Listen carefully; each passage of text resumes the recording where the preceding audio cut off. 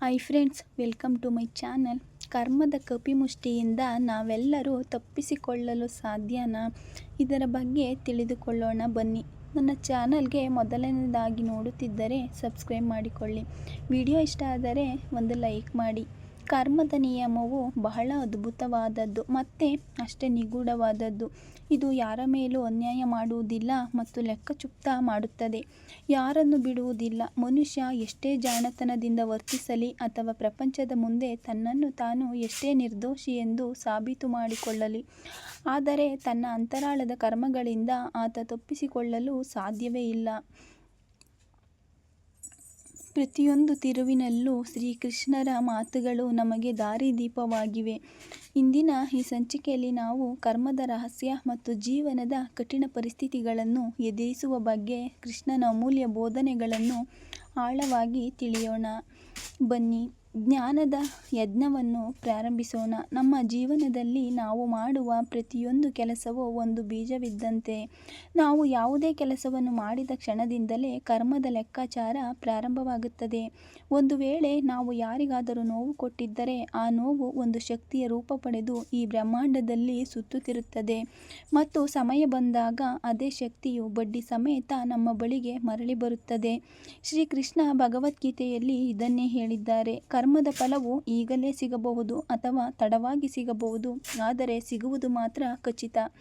ಅನೇಕ ಬಾರಿ ಮನುಷ್ಯನು ಹೀಗೆ ಯೋಚಿಸುತ್ತಾನೆ: ನಾನು ಯಾರಿಗೂ ಮೋಸ ಮಾಡಿದೆ, ಯಾರಿಗೂ ಸುಳ್ಳು ಹೇಳಿದೆ, ಆದರೂ ನನಗೆ ಯಾವ ಶಿಕ್ಷೆಯೂ ಆಗಿಲ್ಲವಲ್ಲ ಎಂದು. ಆದರೆ ಸತ್ಯವೇನೆಂದರೆ ಕರ್ಮದ ಲೆಕ್ಕಾಚಾರವು ಬಹಳ ಸೂಕ್ಷ್ಮವಾಗಿರುತ್ತದೆ. ಒಂದು ಬೀಜವನ್ನು ಬಿತ್ತಿದ ತಕ್ಷಣ ಹೇಗೆ ಹಣ್ಣು ಸಿಗುವುದಿಲ್ಲವೋ ಹಾಗೆಯೇ ಕರ್ಮದ ಫಲವೂ ಕೂಡ. ಮೊದಲು ಆ ಬೀಜ ಮಣ್ಣಿನಲ್ಲಿ ಪಕ್ವವಾಗಬೇಕು, ಮೊಳಕೆ ಒಡೆಯಬೇಕು ಮತ್ತು ಕಾಲ ಬಂದಾಗ ಮಾತ್ರ ಅದು ಫಲವನ್ನು ನೀಡುತ್ತದೆ.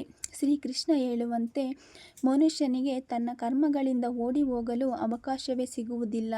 ಆತ ಜನ್ಮ ಜನ್ಮಾಂತರಗಳಾಚೆ ಹೋದರೂ ಕರ್ಮ ಅವನನ್ನು ಬೆನ್ನಟ್ಟಿಕೊಂಡು ಬರುತ್ತದೆ. ನೀನಿದನ್ನು ಗಮನಿಸಿರಬಹುದು. ಕೆಲವರ ಜೀವನದಲ್ಲಿ ಹಠಾತ್ತನೆ ಸಂತೋಷಗಳು ಬರುತ್ತವೆ, ಇನ್ನು ಕೆಲವರ ಜೀವನದಲ್ಲಿ ಇದ್ದಕ್ಕಿದ್ದಂತೆ ದುಃಖದ ಪರ್ವತವೇ ಕುಸಿದು ಬೀಳುತ್ತದೆ. ವಾಸ್ತವದಲ್ಲಿ ಇದು ಯಾವುದೂ ಕೂಡ ಹಠಾತ್ತಾಗಿ ಸಂಭವಿಸುವುದಿಲ್ಲ. ಇವೆಲ್ಲವೂ ನಮ್ಮದೇ ಸಂಚಿತ ಕರ್ಮಗಳ ಫಲವಾಗಿರುತ್ತದೆ.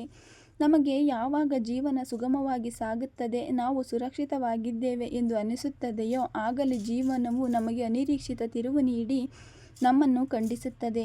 ಆ ಕ್ಷಣದಲ್ಲಿ ನಾವು ಅರ್ಥ ಮಾಡಿಕೊಳ್ಳಬೇಕು, ನಮ್ಮ ಹಳೆಯ ಲೆಕ್ಕಾಚಾರ ಎಂದು. ಅದಕ್ಕಾಗಿಯೇ ಕೃಷ್ಣ ನಮಗೆ ಕಲಿಸುವುದು ಏನೆಂದರೆ, ವರ್ತಮಾನದಲ್ಲಿ ಎಚ್ಚರದಿಂದ ಬದುಕಿ. ನಿಮ್ಮ ಪ್ರತಿಯೊಂದು ಮಾತು, ಪ್ರತಿಯೊಂದು ಆಲೋಚನೆ ಮತ್ತು ಪ್ರತಿಯೊಂದು ಕೆಲಸವನ್ನು ಯೋಚಿಸಿ ಮಾಡಿ, ಏಕೆಂದರೆ ಇವೇ ಮುಂದೆ ನಿಮ್ಮ ಭವಿಷ್ಯವಾಗಿ ನಿಮ್ಮ ಮುಂದೆ ಬಂದು ನಿಲ್ಲುತ್ತವೆ.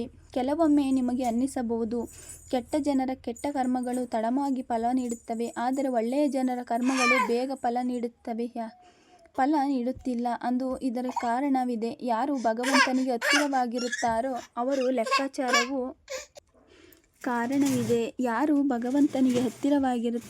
ಅವರ ಲೆಕ್ಕಾಚಾರವು ತಕ್ಷಣವೇ ಚುಕ್ತ ಆಗುತ್ತದೆ. ಇದರಿಂದ ಅವರು ಇನ್ನಷ್ಟು ಎತ್ತರಕ್ಕೆ ಏರಲು ಸಾಧ್ಯವಾಗುತ್ತದೆ. ಆದರೆ ಯಾರು ಅನ್ಯಾಯ ಮಾಡುತ್ತಾರೋ ಅವರಿಗೆ ಸ್ವಲ್ಪ ಸಮಯ ನೀಡಲಾಗುತ್ತದೆ, ಬಹುಶಃ ಅವರು ಸುಧಾರಿಸಿಕೊಳ್ಳಬಹುದು ಎಂಬ ಉದ್ದೇಶದಿಂದ.